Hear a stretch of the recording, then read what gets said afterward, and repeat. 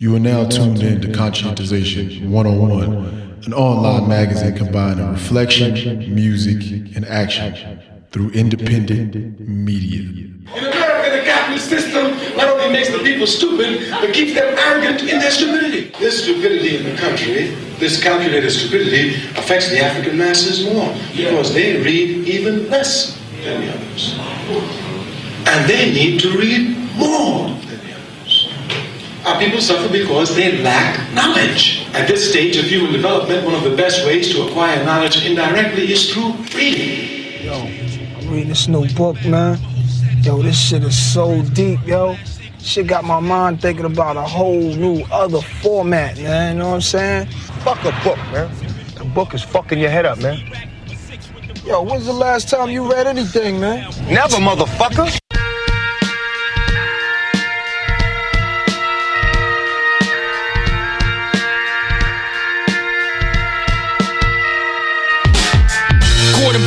I'm flabbergasted, smart bastard. Why won't he play his role and just act retarded? Cause when you grow single parent poor, that's your place. Don't read too many books, sag your jeans, screw your face. Chat shit, act thick, practice your backflip. Poke your motherfucking arse out from the cameras. Provide the entertainment for your cultural betters. Men of letters think we could only be smart if they let us. Though knowledge ain't for punks, they market it like it is. Cause who the fuck wants to be Carlton from Fresh Prince? But geeks design the systems, the visions, the politicians, Malthus and the Smiths. We're living in their vision, so knowledge is power. Could devour and cowards that showered you with propaganda each and every hour. That's why Malcolm never died. It's just another tug on the road, a symbol over the globe. Cause did you know the most rebellious thing you can do is get educated? Forget what they told you in school. Get educated. I ain't saying play by the rules. Get educated. Get educated. Get educated. Get educated. Break the chains of their enslavement. Get educated even if you're on the pavement. Get educated. What a weapon of your brain is. Get educated. Get educated.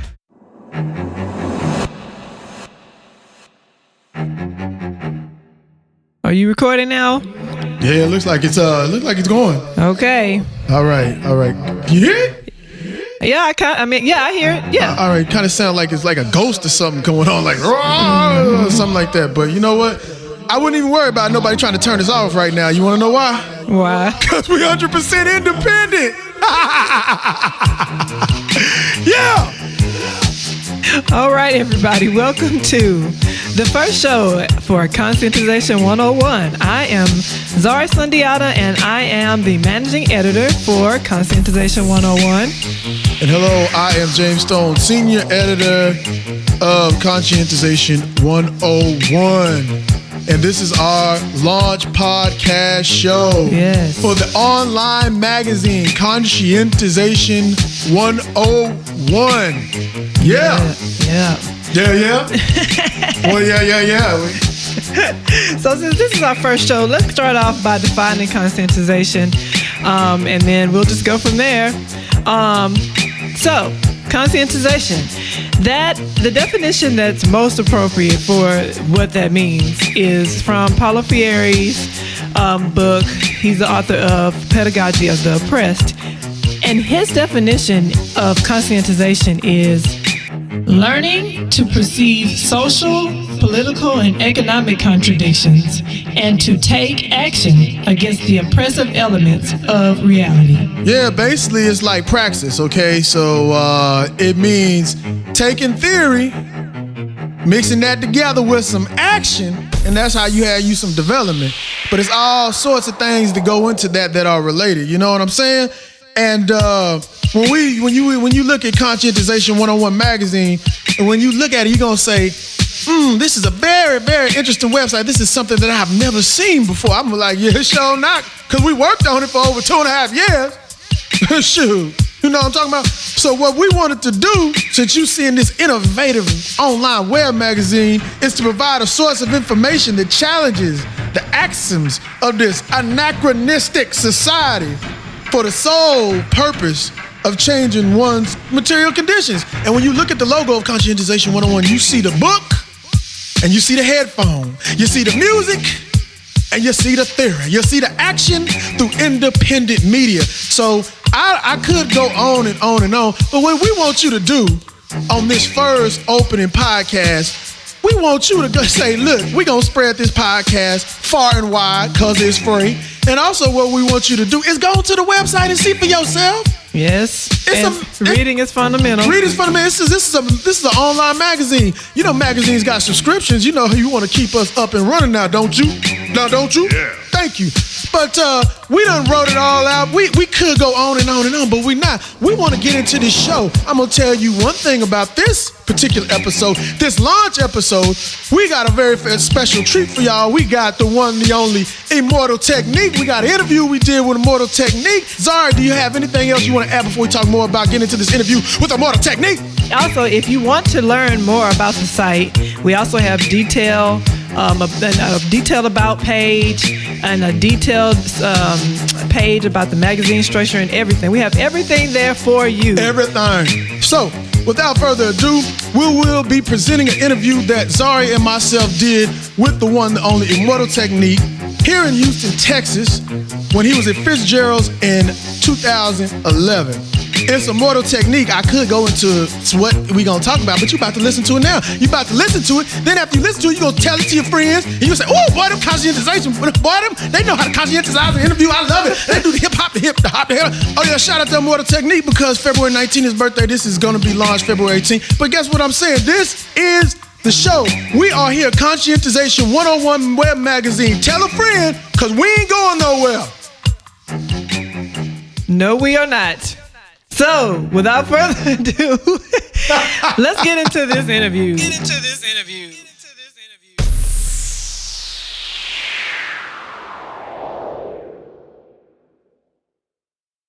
And we are here with the one, the only, Immortal Tech. Neat! Yeah, I told y'all. Y'all thought I was just playing the music in the background. This is magical. This is Providence. He came here. Immortal Technique, good to have you here. Nice. Thank you, brother. Thank you. Yeah, appreciate it. I wanted to ask you, first question I want to ask you, what is the impetus behind this timely release, The Martyr? I mean, this is literally it's gonna add on to your other classic albums.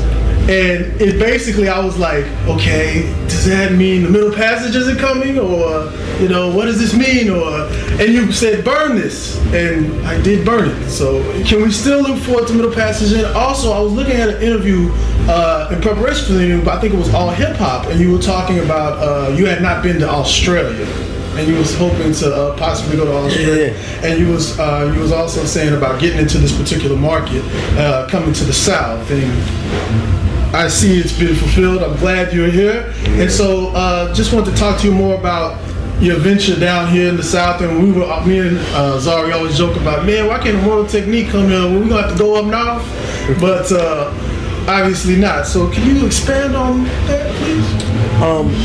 Well, first to the question of The Martyr, I felt like, I'm going to say it on stage. I feel like in this time of economic downturn, where people are suffering and they want individuals to pay retail price for garbage music, I felt what would be more revolutionary than giving away quality hip-hop cultured music absolutely for free. We did a tour behind it, obviously, because I want to promote the new music. I brought Akir, Diabolic, Swave Sever that are on the project with me, and of course Killer Mike, who was also on it. So I definitely wanted to show an amount of solidarity with that type of hip hop. I think that in this day and age, it's also interesting to see how much hip hop is splintering apart. There's more of the hipster scene. Yes. There's more of the commercial. It's almost like crack hop. Like people that are stuck in thinking that this is still 1988. Yes. You know what I mean? Even though it's not, and the drug game has changed sufficiently. Even though people always want coke and heroin, at the same time, there's a lot more pills involved. There's a lot more designer drugs. So I think that for me, especially, I wanted to make sure that people that like my music could have accessibility to it, which is the reason for the download aspect. I think also what I wanted to show everyone was that I acknowledge that this culture is global. It doesn't belong just to America. Yes. Therefore, you don't need to be able to order it off a website, or you don't need to get it off monopolized iTunes. You could literally, anybody in the world could have gone to Twitter or Facebook or some random torrent and gotten the album by clicking a fucking link. That was it. It That would was have me. all come down exactly. And people were amazed by it when I first had it. As a matter of fact, we shut down MediaFire. Yeah, because we had 27,000 people. I couldn't get that shit off. Oh yeah. We shut it down because MediaFire basically had a link up and 27,000 people pressed the same button at the same time. So they thought that we were pirating movies. You know when if you, I'm not. Let's leave names out of this. Don't worry, we can edit I'm this. saying, So when you do, when you want, you already know what it is. You know what I mean? But we gonna edit that shit out. Come out, man. But that's what I'm saying. You already know what it is. So we had definitely a magnanimous shutdown. We had to get a couple more links going. But all in all, I felt like the Martyr was an incredibly successful display of the type of strength and power that this movement especially has. I mean, we got about 400,000 downloads so far. I'm hoping to crack 500,000 by the time I get to the West Coast, which I think we could do. Yeah. I mean, everybody was talking about it outside. Everybody loved it. Talking about their favorite tracks. They were playing it outside in line on the phones and shit. It was just, it's an amazing album. It's just. Oh, thank you. Speaking also to the fact that, like, so does this mean? No, the Middle Passage is still coming. It's still working on it right now. I'm about halfway through it, and I'm looking forward to putting it out early to middle of next year, and then do an entire tour behind it. And as far as Australia, I'll be doing a tour in Australia in January. Okay, you going to Melbourne, Sydney, or? Yeah, Melbourne, Sydney, Adelaide, Perth. He's hitting it up, boy. And then I'll go to 2 days in New Zealand, and I do a day in Tasmania. Oh wow. Of all fucking places. Right. I'm going to see some black folks over there too. All right. Now, my next question is about the Occupy Wall Street movement. We've been engaged in some interesting polemics around involved in the Occupy Wall Street movement. Been following you in Occupy Wall Street. I've typed in your name, and I've realized that I saw an interview. You pretty much was there when you saw from the beginning and when it was on the ground floor. And I remember, if I recall, you were saying, I'm gonna be on tour when it ends, because it possibly won't end. But at the same time, in terms of the Occupy Wall Street movement, from what you saw there, one of the things that we've been engaged in is in terms of people of color finding their own voices for their particular grievances, such as like gentrification that has been happening since, I don't know, time immemorial. Because you look at Harlem from your song and just talking to various people, you look at Houston and you look at where I'm from, Austin, the east side don't look the same. I mean, it's just my grandma's house over there. And various, like you said, economic downturn, we've been like literally on life support. And it seems to be that there seems to be a loss of perceived privilege throughout American society. And so what you starting to hear a lot of people of color bringing up various issues that affected them. And some people were saying, well, y'all need to basically shut up raising issues because y'all are splitting, being divisive when you bring up these particular issues. If you just let the class component handle it, then we can handle black and brown issues. Other than that, it's best that you just be quiet. And we actually saw a sign where somebody down there had a sign that said, "We are the new slave class," which pretty much says like people of color hold a degraded being type ontology, so to speak, and there seems to be a loss of a perceived privilege that people are not getting, and to say just let the class issue handle it, it seems to be under this universality of just that there's only one major problem, all are just side issues that we have. But it would seem to be when you say class component. Right, there's a culture of disconnect. Yes.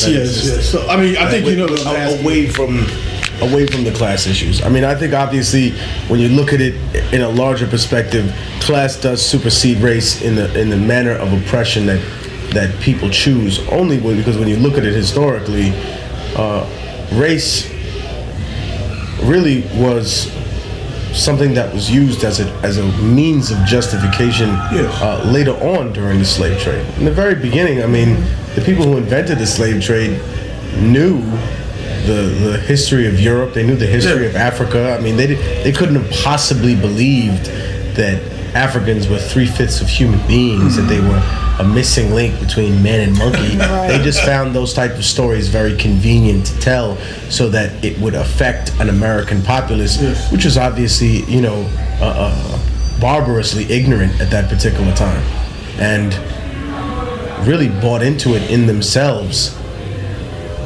And I almost feel sorry for them because they were lied to, just as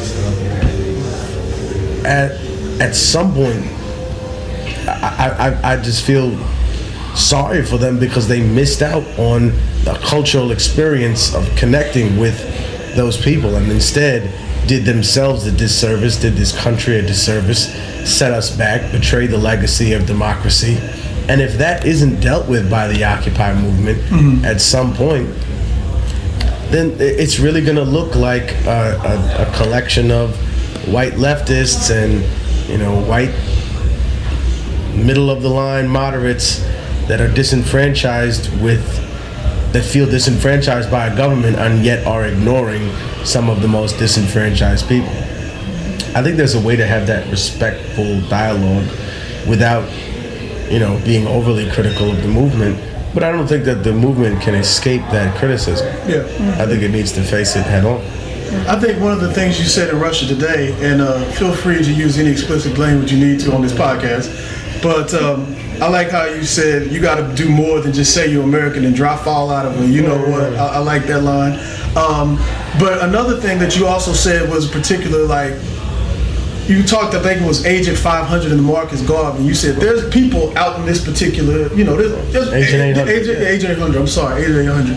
There's Agent Provocateurs possibly out here. So my question is that, do you see, from where do you think this can go? Do you think that when you were down there, it was people still identifying with the system, the same system that disenfranchised them, whereas certain people not coming from an agent provocateur, because we know that element is out there, who is like, if you say someone, I'll just say someone such as myself, does not identify with that particular system. And then, I think it was George Jackson who said something to the fact that if you are in awe of something or respected, you can never seek to destroy a system. Otherwise, you're always going to be searching for crumbs. It was in the blood of my eye. I know I'm messing up that quote. But in a sense, do you still see they just think America is just on the wrong foot, as opposed this is how capitalism works? There are some people that think that capitalism needs reform. There are other people that think the system itself needs to be ripped apart and restructured, and then America needs a complete new revolution. I think that the state's response to these issues is going to be just as much of a factor as any of the actual issues themselves. I mean, the state can choose to address the people's needs, or as we saw in the Middle East, they'll try and suppress it violently, and it'll get more and more out of hand. I think the mayor of New York realized very early on that all the cameras were on him, and that he looked really incompetent, out of control, and incapable of fixing anything when all of this started happening, and the police were seen to be out of control. I think Oakland has definitely come to the forefront only because of the rash amount of police brutality and the fact that it's become more and more violent, and not because of the protesters, but because of the police reaction. So if we don't see people addressing these issues, if we don't see them addressing crowd respectfully, I think that at some point it is going to continue to get more and more out of hand. All right, so that was us with Immortal Technique in Houston in 2011. And just as to give you a little bit more information about the site so that you can understand what you can expect from us.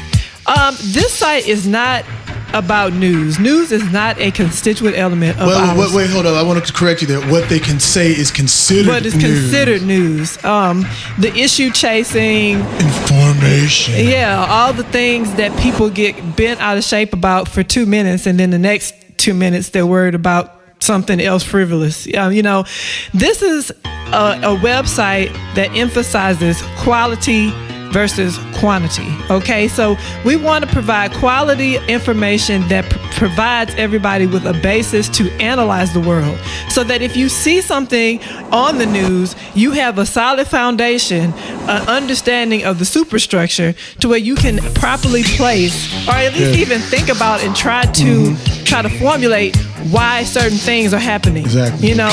So that is the purpose of our site. We're here so that people can develop critical consciousness. That's what conscientization is. Yes. Critical consciousness, you know what I'm saying? Conscientization. We're here for a pedagogy of the oppressed, you know what I'm saying? Also, you might be asking yourself, how do y'all do that? How do y'all make that happen? We do it through podcasts, which is free all the time, by the way. The podcast is always free. Go to conscientization101.com or c101magazine.com. Check out the magazine structure, and you'll see we do it through articles that we publish weekly. One of the articles, special articles, is the musical news and analysis commentaries. Ooh, that's so special. That's so special. But I ain't gonna tell you about that now. You're gonna have to go on to the website. This African say, go on to the website, okay? We do that with videos. Now, the videos category is really special too.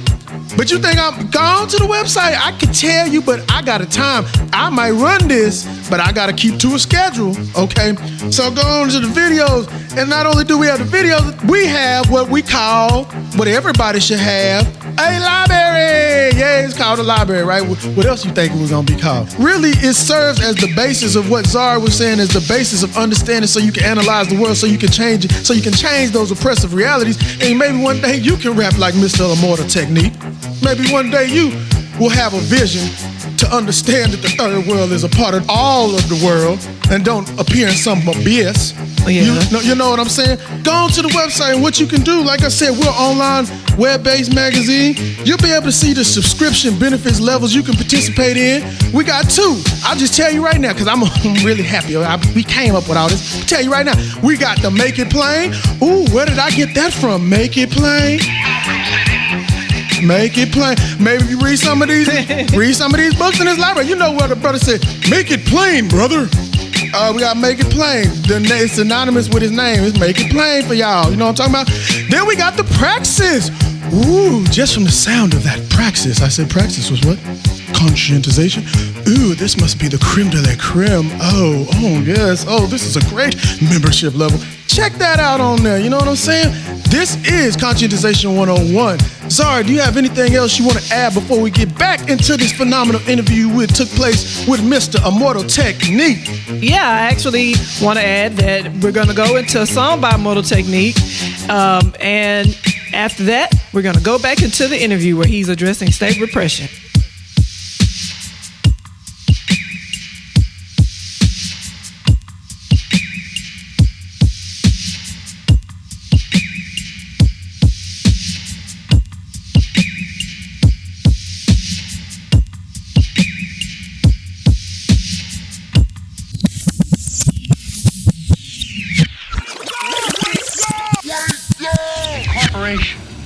That controls the third world in the next century controls the globe. Think of that. One world economy, one corporation under God, one moral, spiritual, economic unity. You know, back in the day, some of y'all used to shout out Allah's name like he was hosting your mixtape. Then after 9/11, you got scared and shut the fuck up. Didn't talk about the demonization of a culture, immigrants, nothing. Now you show up, talk about we taking it too far. Die slow, motherfucker! Yeah. 100% independent, I'm the fucking boss. I sold 80,000 off a quarter ball and a sauce. The hood is not stupid, we know the mathematics. I made double what I would going gold on Atlantic. Cause EMI, Sony, BMG, Interscope would never sign a rapper with the White House in a scope. They push pop music like a religion. Anorexic, celebrity driven, financial fantasy fiction. Contradiction, cause the life he was given resembles life in prison. Fed time with Manuel Noriega, the real Noriega, who did America 100 favors with Contras, the Shy, and the CIA. Moving Escobar's coke through the MIA. This is the third world speaking through a dead man walking, and everybody talking about the South taking over. It's true, motherfucker, but it's coming over the border. Fuck your chain, my people will kill you for water. Fuck fans, nigga, I got soldier supporters that'll cut your throat if you strapped with a tape recorder. That's right, motherfucker, welcome to the new world order, where the truth is always censored by corporate reporters. The government runs a drug politics on the corner. That's why I never stress rappers and their employers. I put a bag over his fucking head and torture your lawyer, cause it's too simple to shoot y'all. Taser the roof of your mouth and electrocute you. I'll root you out with the Ruger, the German Luger, U-boat, and the troops in the scuba. Nigga, you can't overthrow me like the island of Cuba. Niggas will never find your body like the bitch in Aruba. And I maneuver through the State Department and their friends with secret deals like the Nazis and IBM. And now you know this ain't a trend or a fashion. This is my life and my passion. Fuck trying to cash it, nigga. I need more than advancements and a rented mansion. So why you little house niggas is singing and dancing? I kill you and take your land like an Israeli expansion.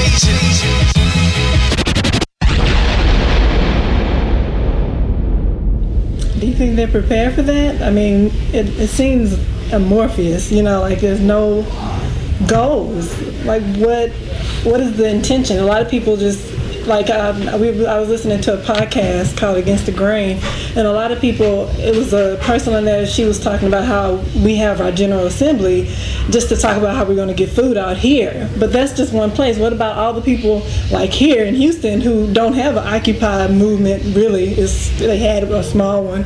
You know, that's not really addressing systematic issues. That's just addressing kind of this little community we've created here, you know? But at the same time, I think what's interesting about it is that all the occupiers are unique to their demographic, they're unique to the people that are in the area, they're unique to the circumstances that they're dealing with, which is pretty much how I think when you have a structured republic, it ends up being a collection of people that are ruled by different laws. You'll find that going back to the age of Charlemagne, when he first gained control of most of the European continent. He realized that he couldn't rule the Saxons in the same way that he ruled the people of the Aquitaine or of the former Lombard lands of northern Italy. He realized that these people had lived in their traditional tribal laws or under their traditional tribal laws for hundreds of years. And if he would try to change that, he would gain a violent reaction. So instead of doing so, he appointed a count, which is where the word county, by the way, comes from, under the rulership of one individual who would govern it according to those rules. That being the case, I think that while people aren't necessarily emulating Charlemagne, they're seeing that case by case, they have to pay attention to these local things. What I think they need to do also is, while servicing the local issues, they need to form a more cohesive strategy with the occupiers all around the country. And with the Occupy the Hoods that are popping up. Right. They can't ignore that because that's a big deal. So my next question is about, it was a segment on Russia Today that was talking about, and it's kind of going into like what you were saying about how they destabilize the Middle East. Okay, good. That's fine. No, go ahead. Oh, okay. And it was a segment, and it was called "The African Gold Standard Buried," and they were talking about how Gaddafi was attempting to put all of Africa on the gold dinar, and in order for anybody to trade in African resources, they would have to have the gold dinar. And so the question that we were thinking about is, do you think that this is something that, you know, them flexing, you know, and not occupying, but occupying African countries, attacking Uganda, the assassination of Gaddafi, do you think that's something that would affect like the geopolitical situation in Latin America? Right. You know, it's like they're trying to go in and destabilize any resistance, Right. you know, and it's almost like they're trying to say, this is what will happen to you. I think no matter what the United States does, it's going to look like it's trying to control the world to some people. And no matter what it doesn't do, it'll look like it's being negligent. You know, we don't want, people criticize Obama for going into Uganda, but people also criticize Clinton for not going into Rwanda. Yeah. Imagine if we had gone into Rwanda, what would it have looked like? Right. Yes. You know? Would it have been a clean operation? Would we have ended up going to war against an African country? Right. Because there would have been no amount of machete-wielding, you know, mobs that were killing innocent people that would have been able to stand up to, you know, 2 or 3 Marine Corps divisions sent in there with heavy artillery, tanks, air support. I mean, it would have been a slaughter. Yeah, But that's at true. the same time, it's not like it wasn't a slaughter. You know, Yes. almost 1 million people were genocided in the region, and we stood back and did absolutely nothing. If we're talking about Africa, I think Mr. Gaddafi had, I want to say, a much more amicable role with the black community, and much more so with a lot of other African countries than some of the other Arab leaders that are contemporary in the region. Only because I think he was one of the few that realized exactly how much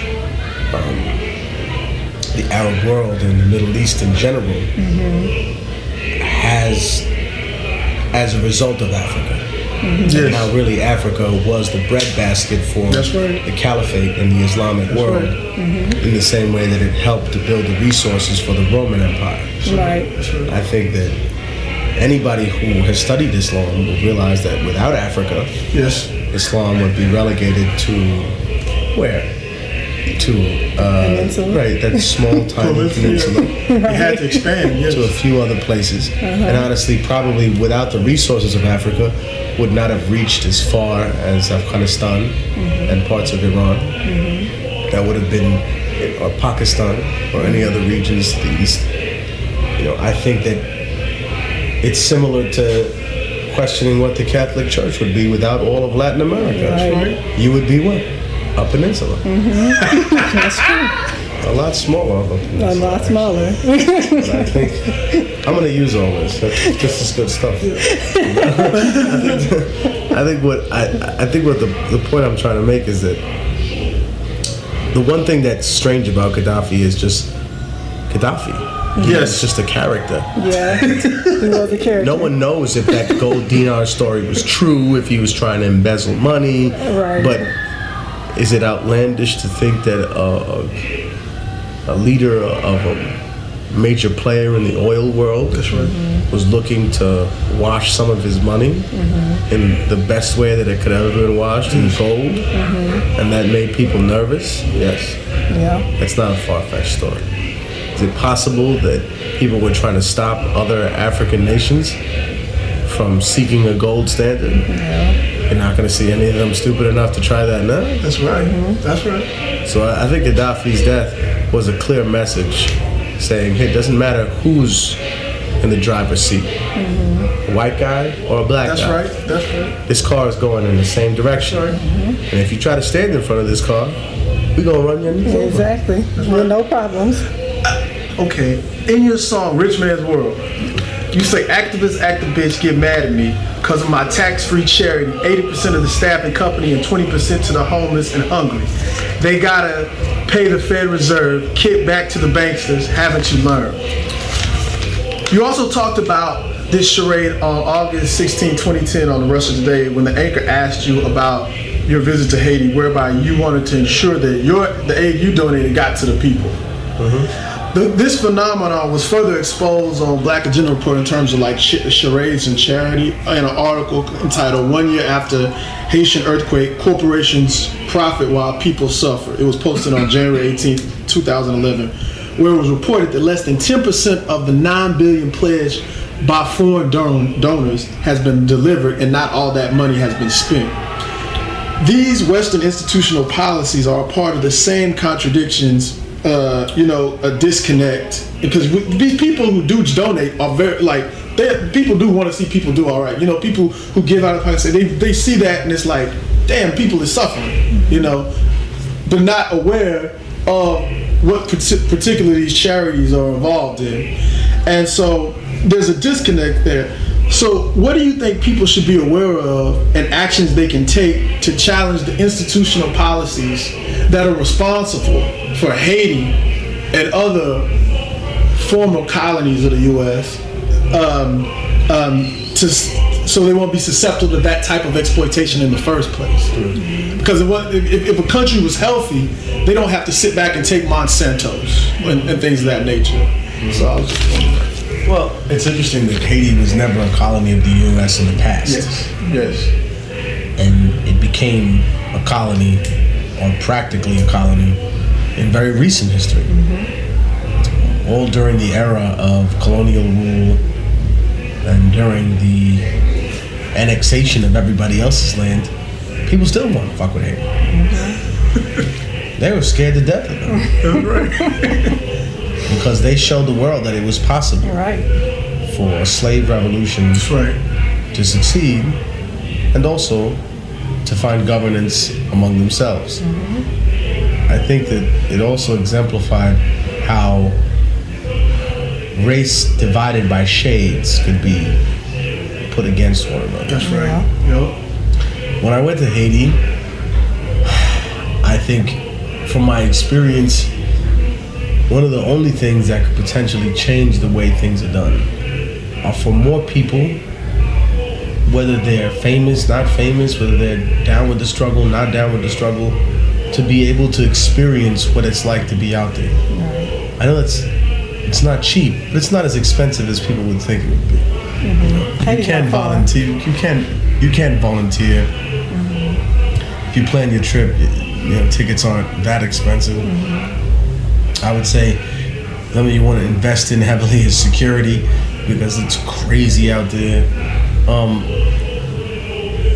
I think that when people look at these major outlets where billions of dollars are being invested, the individuals that control that know that if they hold on to it, just the interest rates alone on an average bank account makes them millions and millions of dollars a year, tens of millions of dollars a year, so that it almost becomes less beneficial for them as an entity that's supposed to help people, to get money to help people, to not give people money so they have more money to supposedly help people.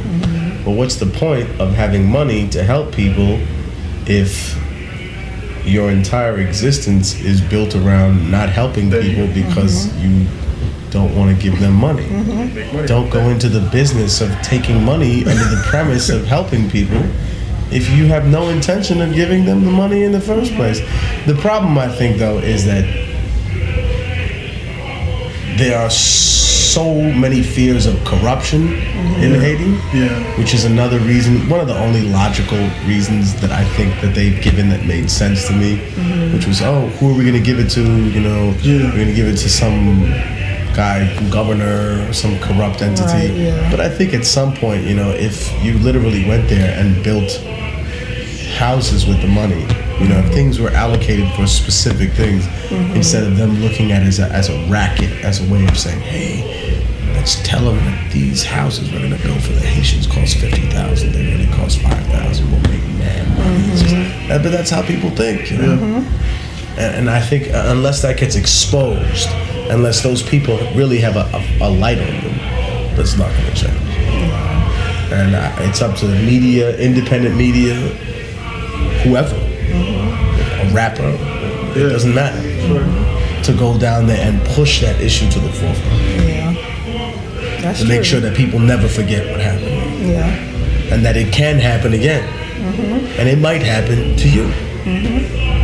It happened in New Orleans. Right. And then who's going to be collecting all that money saying they're going to help you out? Right. There you go. Anyway, well. Absolutely. All right, thank you Thank very you so much.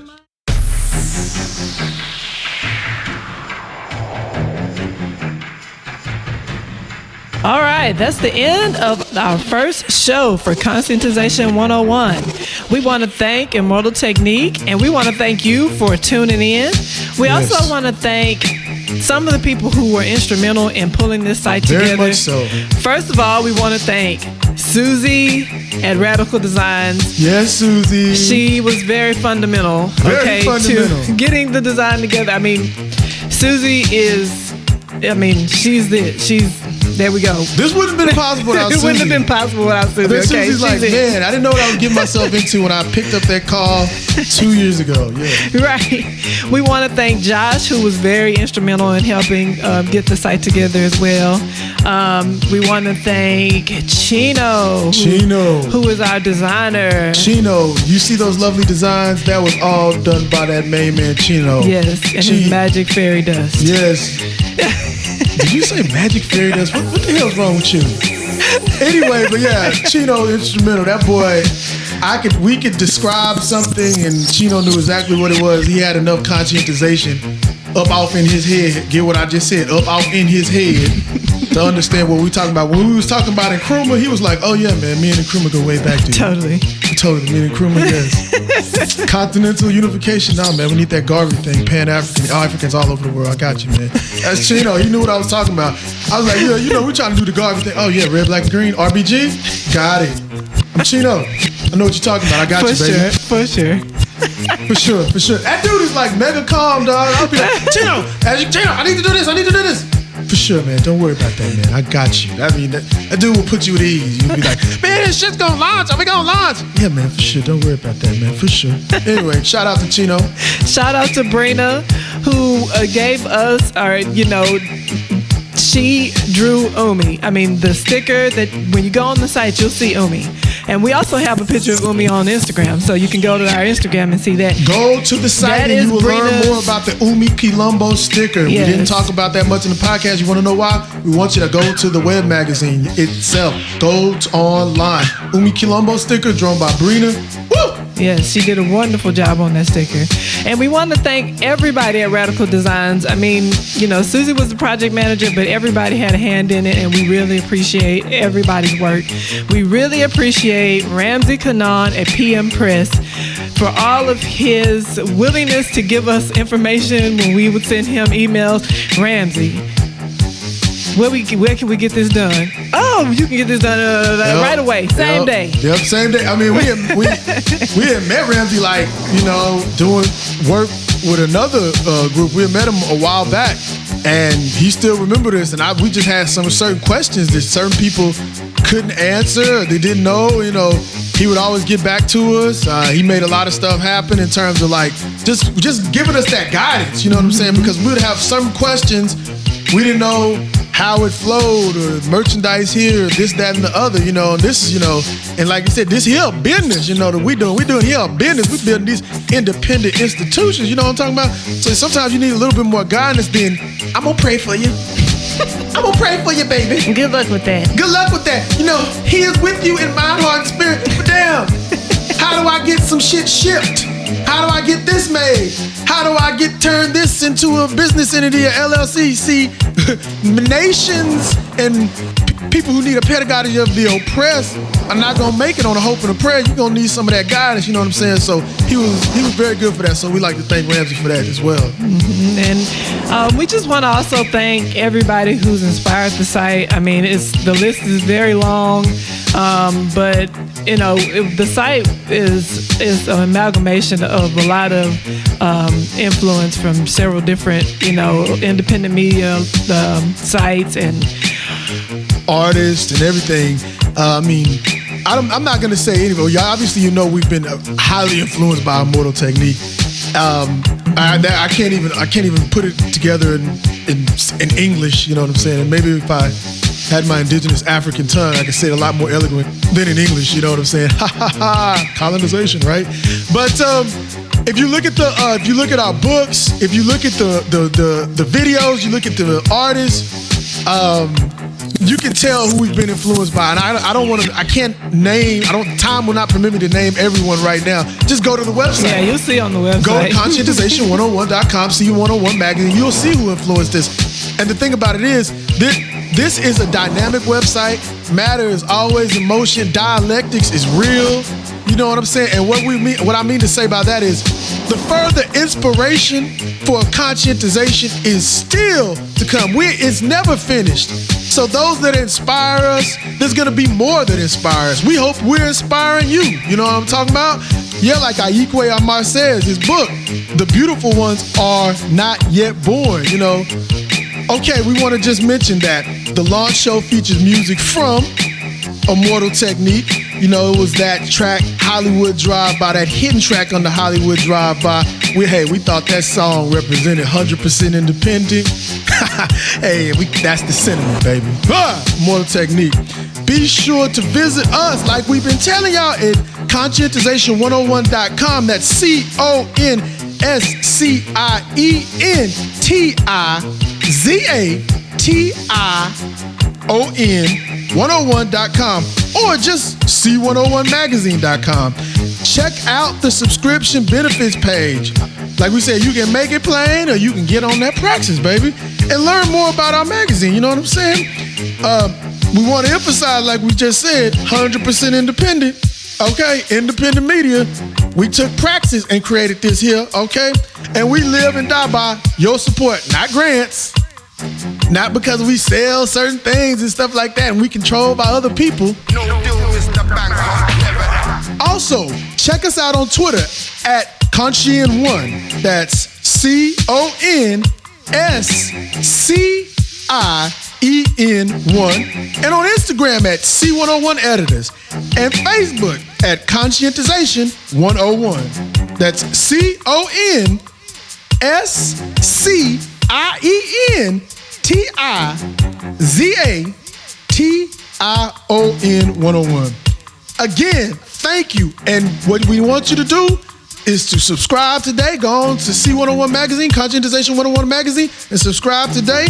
Don't forget, go to our podcast in iTunes or on the website. You can subscribe in iTunes, rate us, and tell a friend about us, okay? And I want to address this. I want to address this before we get out of here. I know you're like, Conscientization 101. Oh my gosh, will I ever learn? What is this? It's a hard spelling. It's a hard spelling. Let me tell you about Conscientization 101. Let me tell you something. Don't be scared. Don't be scared of that.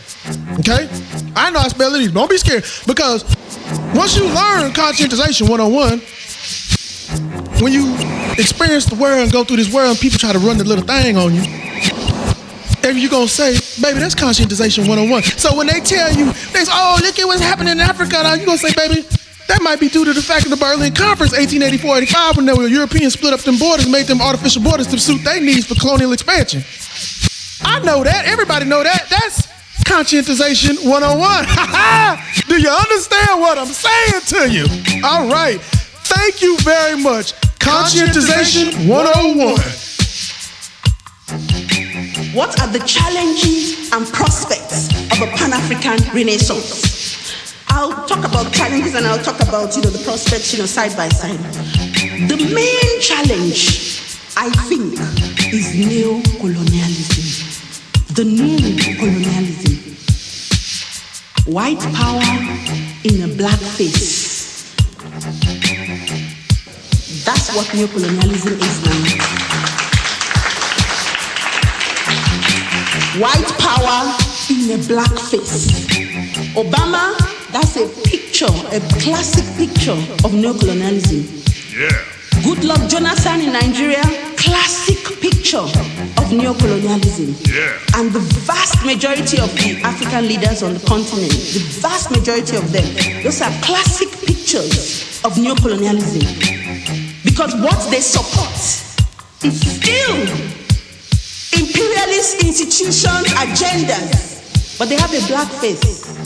So for example, when tomorrow the president of Nigeria maybe comes from the part of Nigeria I come from, you suddenly hear that I've become quiet. Afyon has become very quiet. Because the president is from her part of the country. And she can't be seen to be attacking him because she just might get a job tomorrow. And that's the other thing about us, you and I. We ourselves are traitors because our jobs, our stomachs define our politics.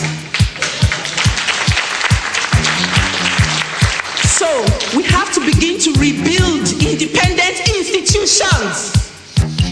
And that starts with even basic things like our media. You must have your own people's media. Conscientization 101. The internet is available for that now. What is your challenge? What is your own skill? Where is your gift? Because like Marcus Garvey said, it says, rise up, you mighty race, for you can accomplish whatever you will. Ethnicism, tribalism is all the same thing. That's a major cancer that we suffer from. We've got to get rid of that. What's the alternative to that? Pan-Africanism. That's the alternative. But revolutionary Pan-Africanism. Because let me say this. There are a lot of people who call themselves Pan-Africanists and they're cultural nationalists and they're anti-racist. Like, you know, a lot of people, a lot of blacks here, anti-racist. Are you anti-capitalist? Are you anti-imperialist? Most of you are not. You're anti-racist. You're very clear about that. But you're not anti-capitalist. You're not anti-imperialist. So what you only want is change it, you know, from a white vessel and give me a black one and I'll be okay. That's all you're wanting. A change of skin color.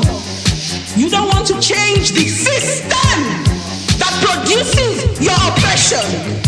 Whether it's black, white, green, blue, or brown, it's about the system. And you must understand that.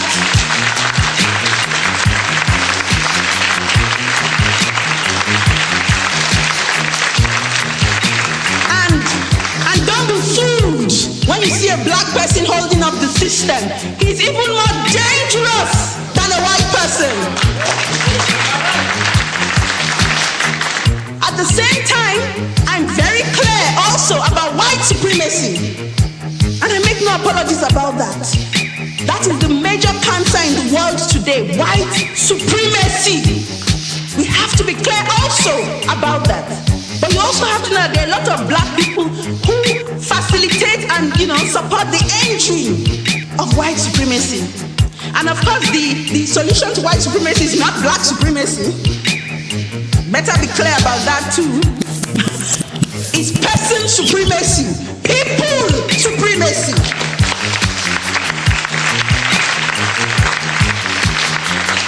I've talked about elitism.